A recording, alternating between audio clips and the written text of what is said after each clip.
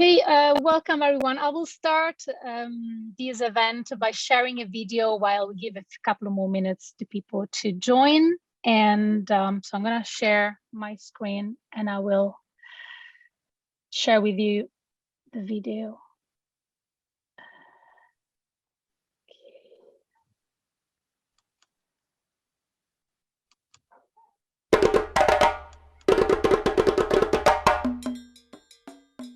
La belleza natural de Chile es indómita, variada e impactante. Es algo que todas las personas sabemos. Sin embargo, todavía se desconoce su diversidad cultural y su inagotable riqueza histórica. Las diferentes costumbres, formas de sustento, oficios tradicionales, saberes originarios y cosmovisiones hacen de Chile un país múltiple, cuyo mayor valor es su gente. Hoy, más que nunca, es una oportunidad para reencontrarnos, escuchar otras voces y relatos, reconocer otros estilos de vida y reconectar con la naturaleza y el amor por la vida.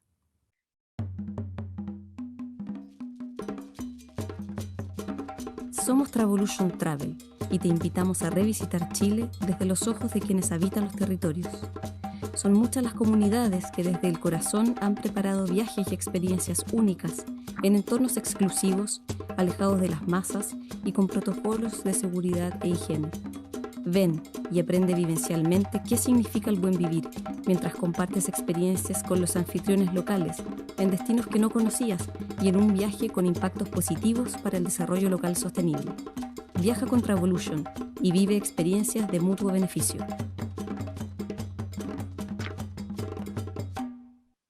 Vuelve a lo local, vuelve a la tierra.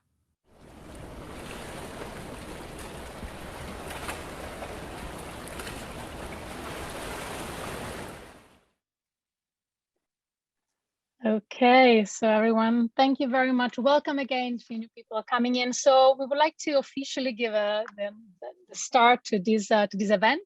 But first, I would like to just remind you that if you can please keep your mics off during the presentation, and we're gonna have a Q&A session towards the end.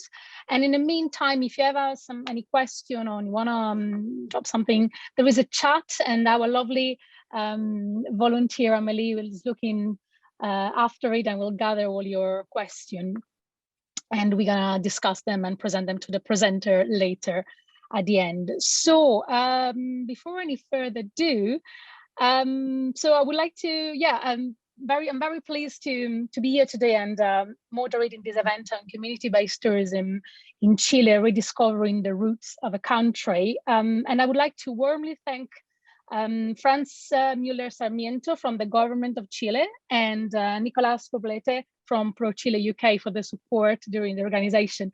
Now, I would like to invite Nicolas to join us and share some words and thoughts with us. Yeah, we're ready when you are. Thank you, Nicolas. Great. Thank you so much, Elisa, for your words. I'm sharing my screen now. Just 1 second.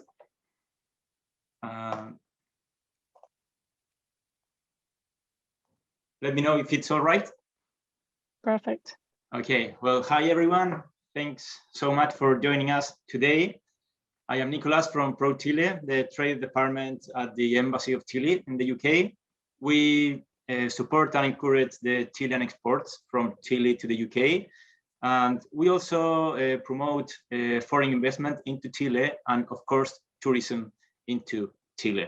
So today I would like to say welcome to Chile, where the impossible is possible, where the oldest mummies live, where the devil dances with God,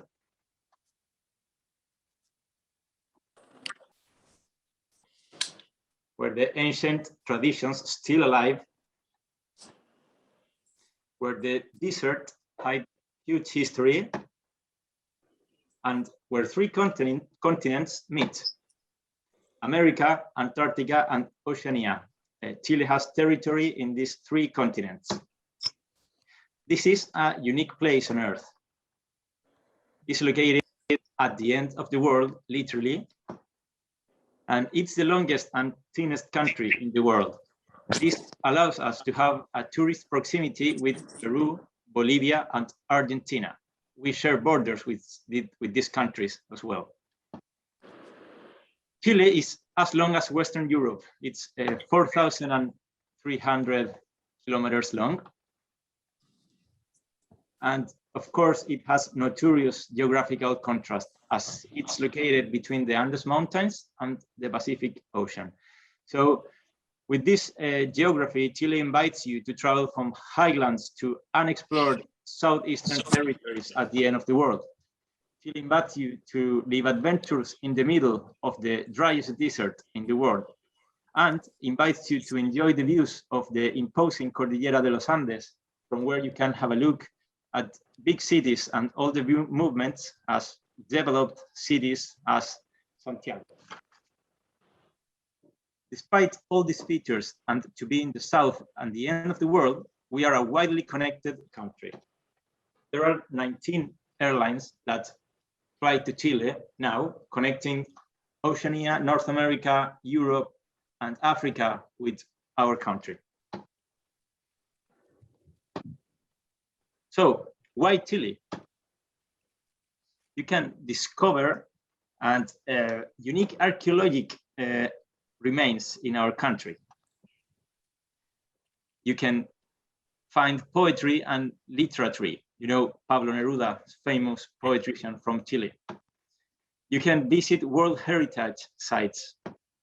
You can visit amazing paleontology place as this one, La Cueva del Milodón in Puerto Natales, Magallanes.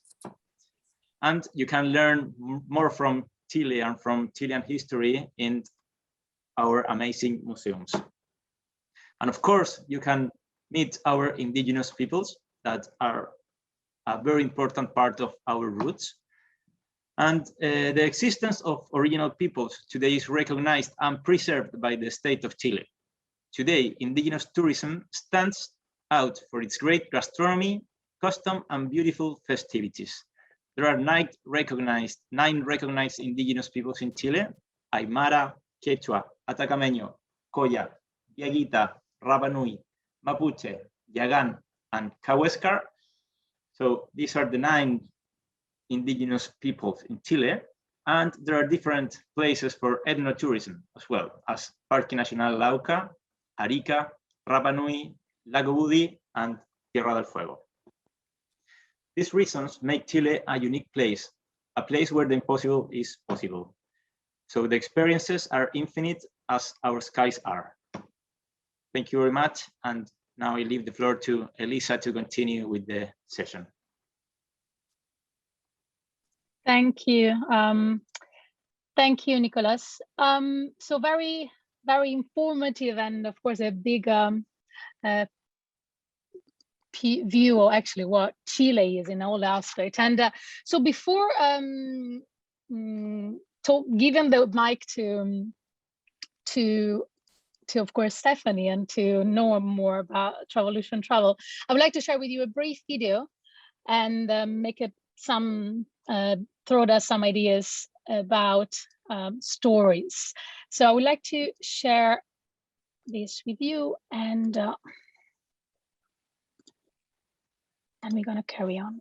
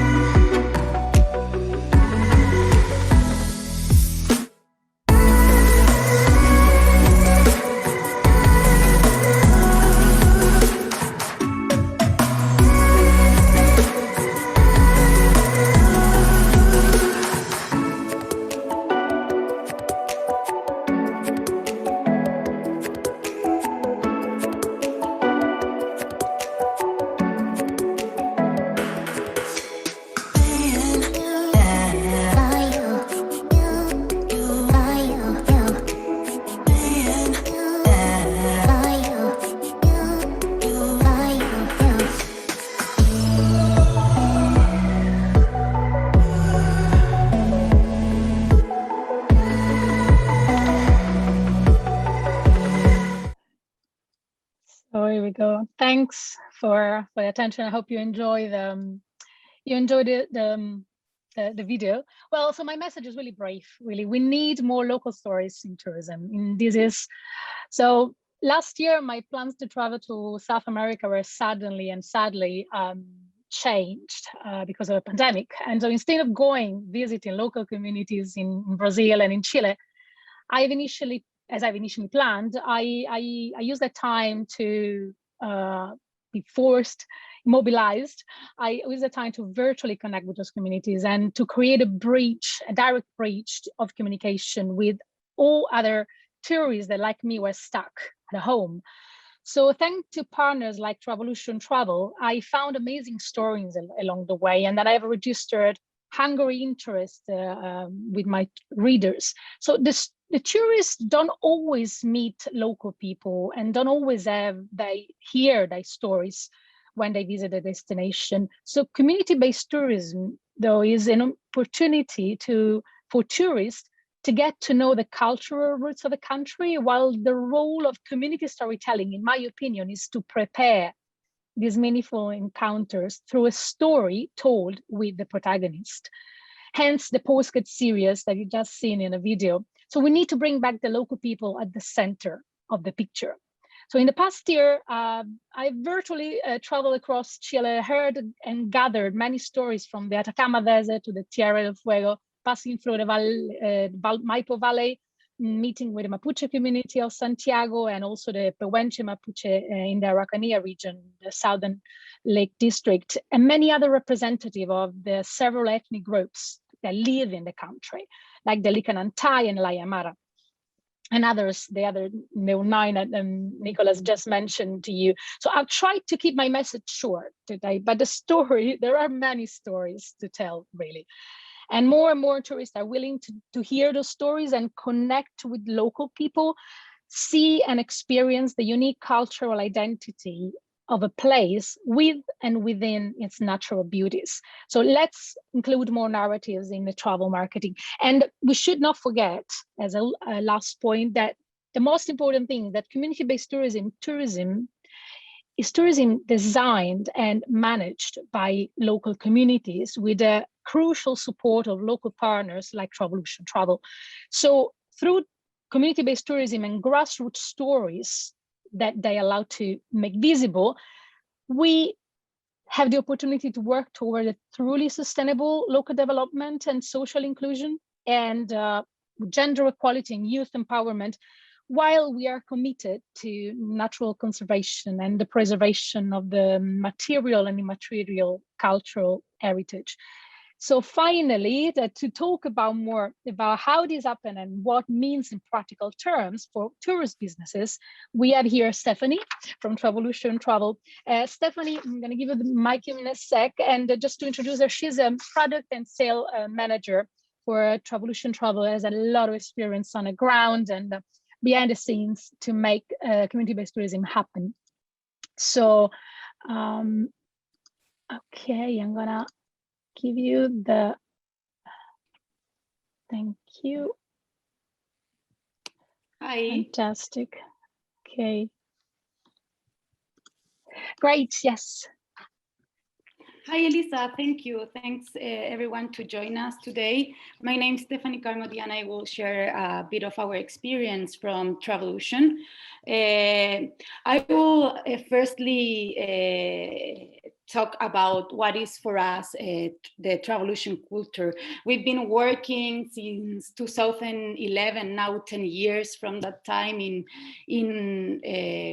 with the communities in Chile on developing community-based tourism with them. So it's been 10 years now, and we have get to know very well how the communities have been improved their products and have improved in organize the tourism in their own territories. So what's our purpose as a a tour operator, especially based in community-based tourism, is to promote sustainable development, harmonious lifestyles, and more conscious relationship through the encounters between different cultures. So we are always trying to get connected our travelers with the local culture, and these people get a good feeling when they come to Chile and they can go back to their countries and have all these impressive and experiences to share them with their families and friends. We are a tour operator specialized in promoting tourism experiences managed by rural and indigenous local communities. And these are our values that we try to share with our travelers and with our suppliers that are the local communities, you know. So our values are commitment, diversity, collaboration and trust, creativity, respect, resilience.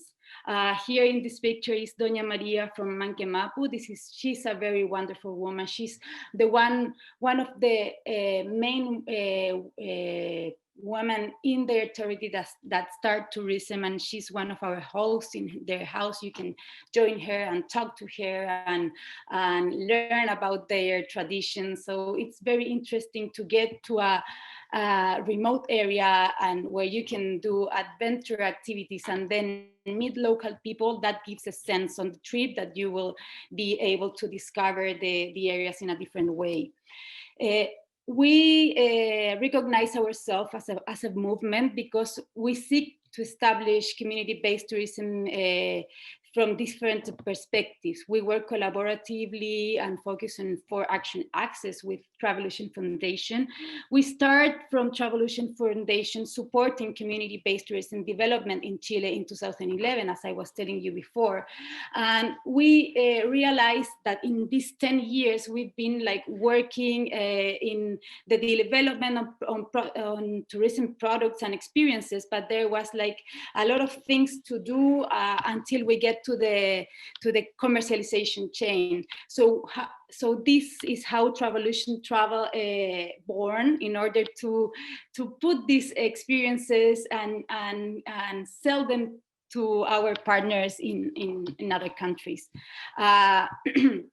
What we do as a movement, it's like we increase communities' participation in tourism value chain through networks, and we have a lot of research and developing working methods in the communities. We promote community-based tourism as a tool for local development, and we have this tour operator in order to promote the authentic encounters between travelers and communities. This is our first beautiful picture as a movement. We held a first national community-based tourism encounter in 2011 in the south of Chile, in the Licura Valley. We gathered a lot of stakeholders from different areas of the tourism industry and communities as well. And in this encounter, we first start talking about community-based tourism in Chile. So it's been 10 years now, and we can say that this movement is growing. We have local teams working in Colombia, Guatemala, and Argentina, and we still are looking forward to continue developing community-based tourism and supporting communities not only in Chile, as well as in Latin American countries. This was our first Latin American community-based tourism encounter in Colombia in 2017. Where we were able to get 3,065 participants from different places in Latin America. We have collaborative table works, workshops and farm trips, and was a very interesting event for community-based tourism in Central America. And why we decide to work with community-based tourism? Because we were trying to answer this question from three perspectives. From the economic perspective, because it's an inclusive economic model that generates complementary incomes and new local jobs, thus mitigating young people migration to the cities. We've seen this. We've worked now with a lot of young people that have gone to their cities for studying, and now they are coming back to the communities to support the tourist development in their communities. Then from the social cultural perspective, that we value and make visible the cultural richness of the communities that have been historically been discriminated, you know, and also because they can local manage their impacts in the environmental area and also compete with other extractive industries. When the communities are empowered, it is a powerful tool for sustainable local development. So we believe in community-based tourism, we support community-based tourism, and now it's very nice to see that from 10 years ago, the first people that start working with us in this development of tourism, they are now part of our teams, and now we have been growing together. This movement have been growing with the communities, and they support us in our projects, in our programs, and we really work collaboratively in co-creating the tourism experience as well. But we get this main gap in commercialization and promotion since we start working with them. Why? Firstly, from the time, because they have diversified economies. Tourism is not their main economy. They still doing their daily activities every day, and that makes more resilient, but doesn't allow them to be 100% in tourism. They've been very lucky during this COVID crisis because of this, because they don't work 100% in tourism, so they could still doing their daily activities and support their families and communities, rather than many tourism how do you say, businesses that have had really hard times in these 2 years.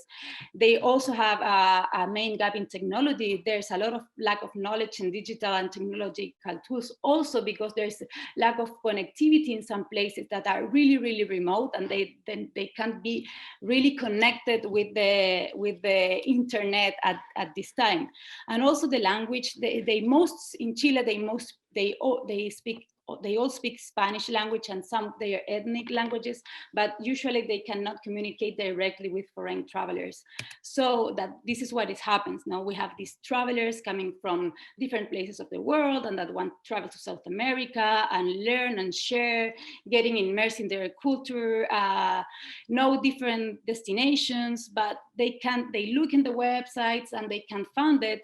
They are not answered, they don't speak the languages, so that it was really hard. So what we can do, this is why Travolution Travel was born, in order to connect these two different worlds, and we just facilitate these encounters from Travolution Travel.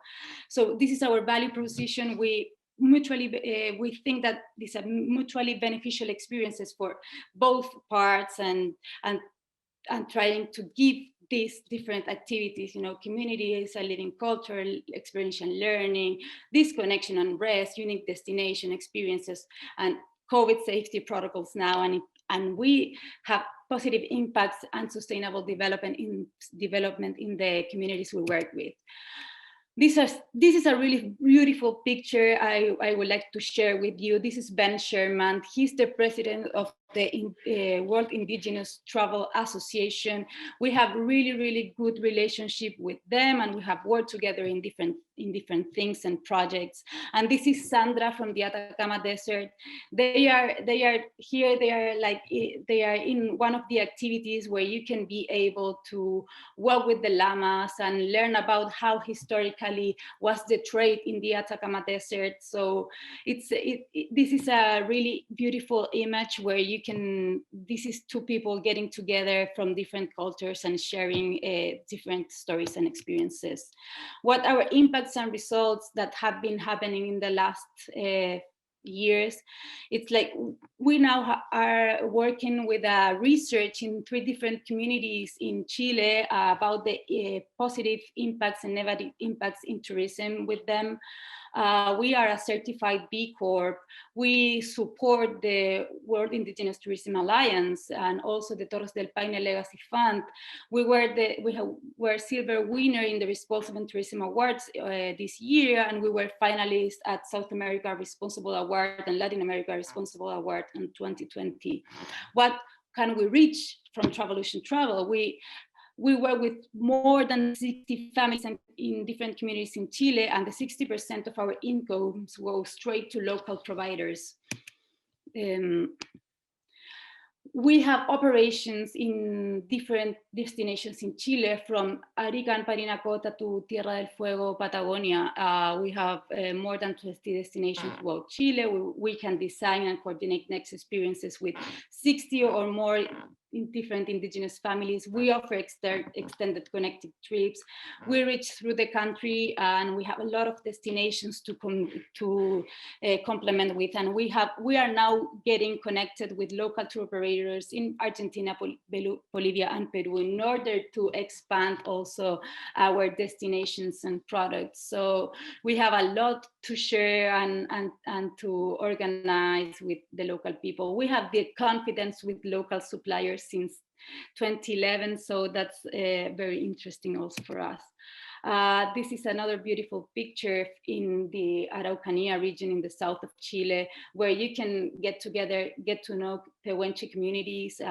This is Joaquin, our main, some of our host up in the mountains, and you can learn you can hike a lot in the mountains here, but also learn from the main from our host different traditions. And one of the traditions is how people get to collect these piñones that are the seeds of the araucaria tree, one of the endemic species of the Araucanía region, and what many traditions are around this ancestral tree, and it's also very meaningful for their communities. So there's a lot to learn with them.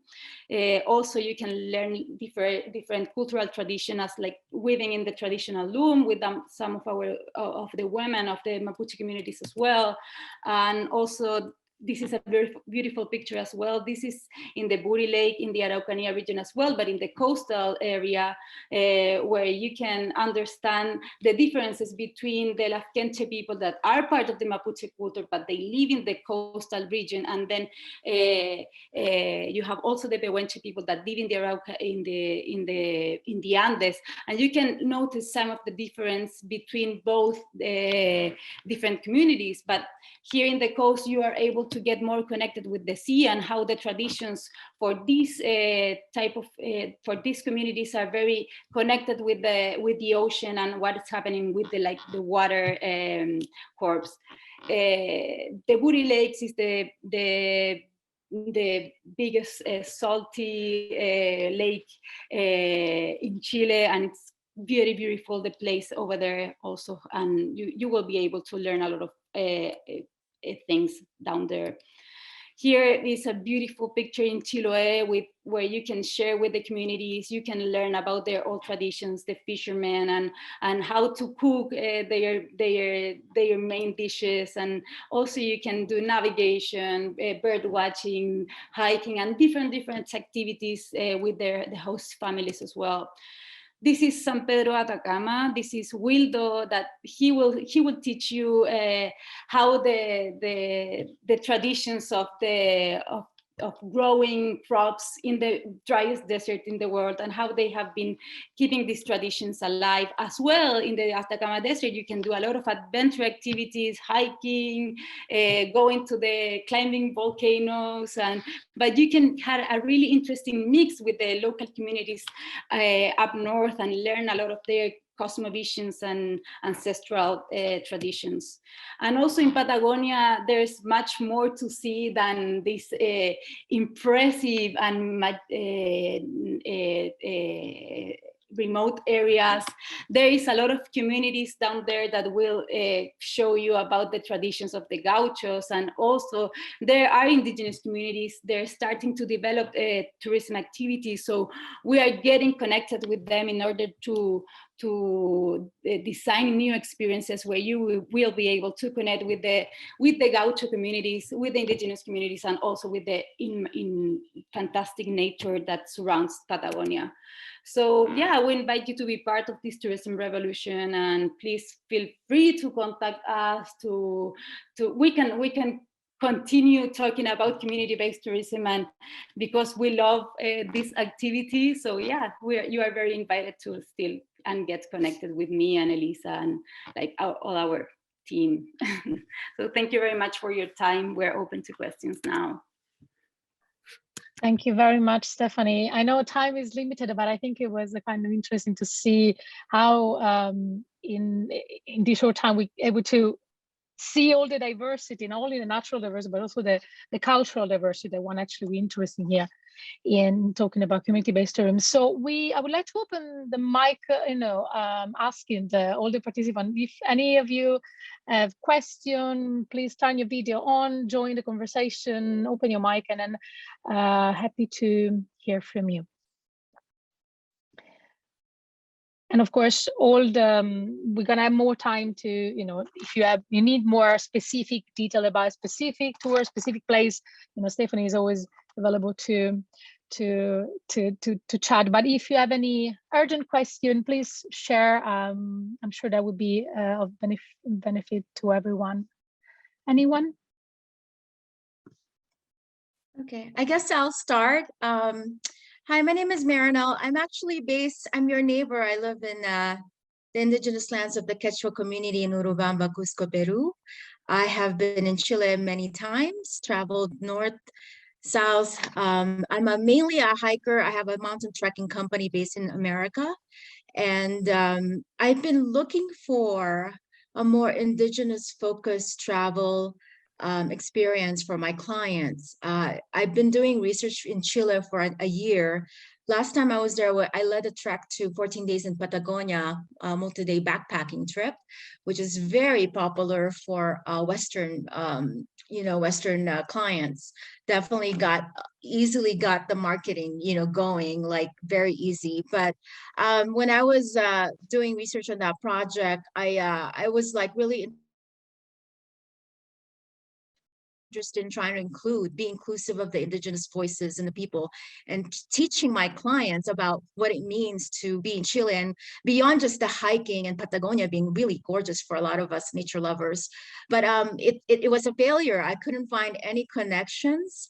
The first point of contact, of course, when I was in Puerto Natales doing research, staying with local folks and guides, they couldn't really give me the right direction on, because I wanted, in Peru, the land is so connected to the people. And when I was asking questions of the guides, what about the indigenous community under the land that we're in? Even the guides themselves were not very knowledgeable. And I was sort of like, I didn't know what to do. And I was the trek went really well because it's Patagonia. And of course, they love the hike. But I felt a bit empty with the project, because I thought, it would be nice if the clients went back home and learned something about what it means to be in that land.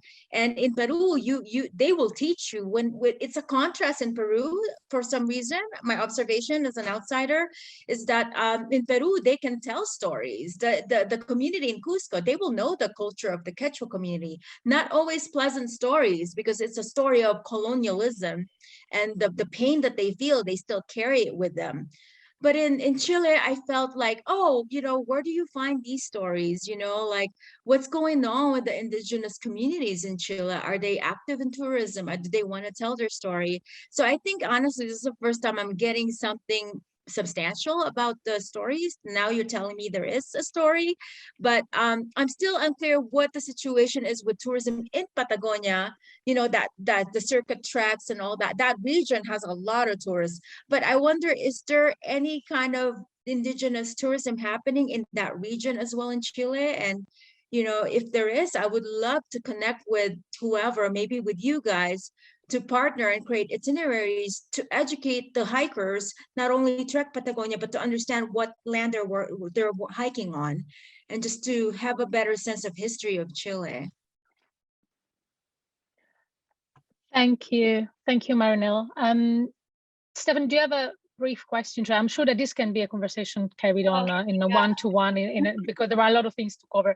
But first, Marinelle, I would like to invite you to read the 3 articles I wrote with the community member, thanks to Travolution Travel connection.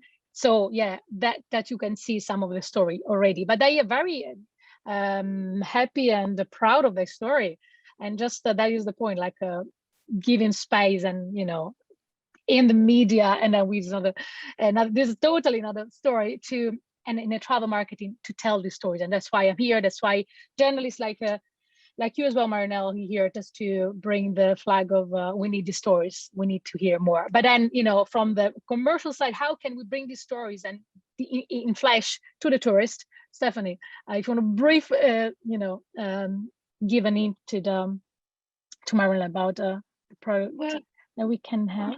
Marinelle, you know, the story in Latin America has to be a lot with colonialism. Unfortunately, in Patagonia, it was really, really devastated the culture and the indigenous people. We have indigenous communities living down in Patagonia. In that area, close to Torres del Paine, they don't manage, they don't do activities in Torres del Paine because these Kaweskar communities are more connected with like the sea and the fjords, but they are getting together and they have an organization where they are putting together and different ideas in order to create tourism experiences. We are connected with them. They have been working probably now 3 years in developing these activities, but much more connected, like with kayak activities, with they are doing some circuits of hiking around Puerto Natales, but not in the national park because the national park was not part like of their ancestral lands. So what they are reconnecting with their ancestral lands, they are like revaluing their own culture and getting to get their ancestral traditions and working on that, on recovering their culture. So that's been a long work now, and now they are getting into tourism because they find the way that through tourism they can protect their own culture and their own traditions, and getting to involve also like new generations and this are really this movement down from the Kaweskar people with tourism has a lot to be with like young leaders. So yeah, Fantastic. we can definitely get connected. Thank you. Is anyone else has an urgent question, like or a curiosity or something that a specific region or I know that Anna has to leave as well, and Tom, but all these recording will be sent, and then you have a time to book a conversation directly, schedule a conversation with Stephanie in the future. I don't know if there are any other questions, guys. You want to open the mic and ask yourself. If not, I don't know if Juan, we haven't mentioned Juan, the co-founder of Travolution Travel, is here as well. I would like to give a hi to him as well, and is always shying off the stage, even though he's there on the ground, and always been from the beginning. So thanks. I don't know if you want to have a last final word, Juan, and just to wrap it up. Well, just say thank you for participating in this event, and encourage you to send travelers to Chile, to this unknown story. As Marinelle was saying, this is something that most of the time is out of the traditional or the regular tourism services promoted in Chile. So this is what your travelers are looking for. They are looking for communities to get involved with. They are looking for stories, for the non-told stories of the indigenous nations in Chile or the rural communities in different areas, all well seasoned with the great nature that is so well known to Chile. That would be my message. Thank you. Thank you, Juan. And yeah, the best way of experiencing, like going there and seeing, and right, the community are all there, open arms to welcome the tourist in their life, really, in their daily life.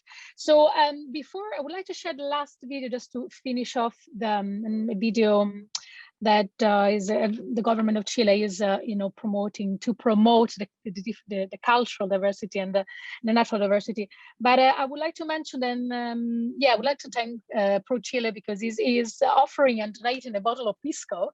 It would be like a randomly drawn from the participant. And who doesn't know what a pisco is a spirit produced in the valleys of South Atacama Desert, and where there are 350 sunny days per year. So it's a quite strong and intense liquor that spirit actually does, incorporate all the strength of the sun. So one of you will be the lucky one to get it from Pro Chile UK. The others, guys, you have to go and get it in Chile, I suppose.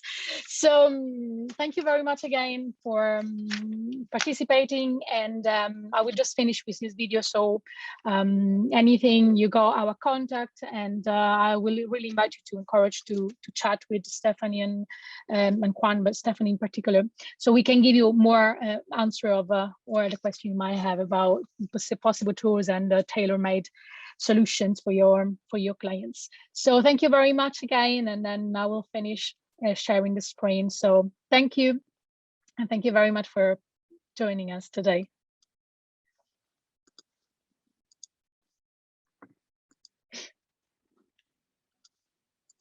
Vivo aquí en Estancia Por Fin, Tierra del Fuego, fin del mundo.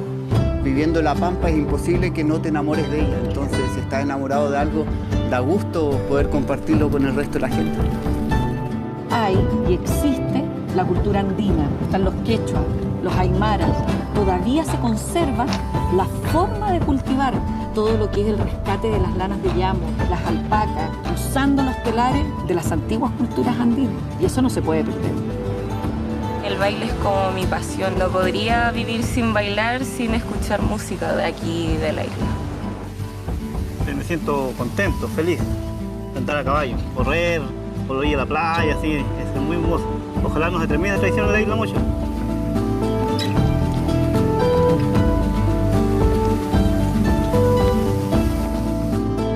Donde estamos en este lugar es un pucará.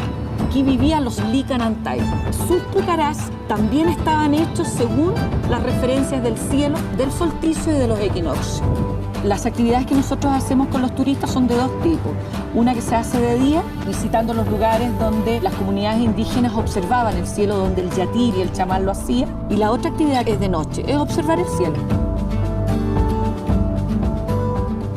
Es sorprendente que un grupo de personas reducido en comparación a otras culturas, con tan pocos recursos, ni siquiera se trabajaba el metal acá en la isla, hayan llegado a generar esculturas tan grandes, tan magníficas como los moai, las diferentes presencias de vestigios arqueológicos que podemos encontrar en la isla. Me siento como orgullosa de tener mi cultura y que a otras personas les interese y les agrada, porque a nosotros nos enseñaron desde muy pequeños a cuidar y a proteger, a sentir.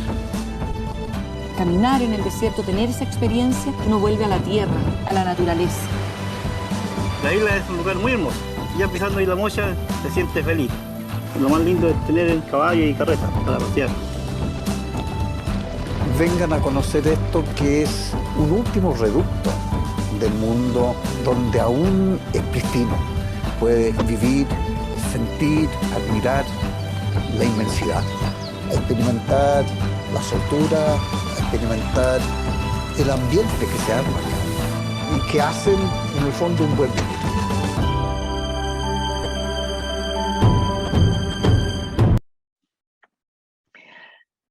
Vale, and well, so thank you. Oops, sorry guys.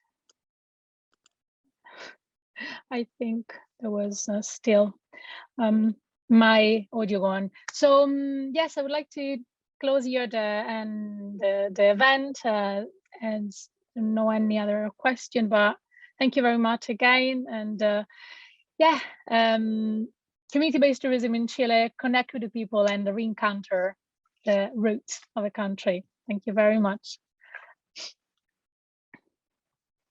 Thank you.